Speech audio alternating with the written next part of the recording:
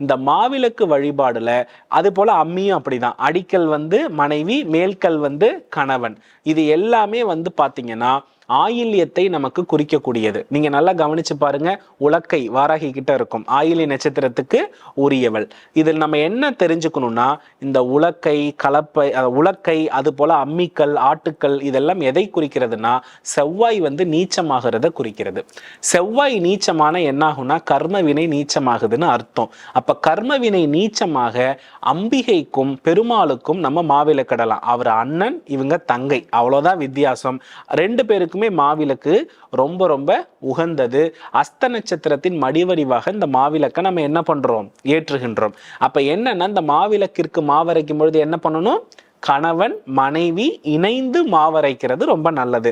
ஒன்னு அம்மியில அரைங்க, இல்ல திருவையில அரைங்க, இல்லைன்னா உரல்ல இடிங்க, ஏதோ ஒண்ணு பண்ணுங்க. ஆனா இணைந்துதான் மிக்ஸில கூட போடலாம்.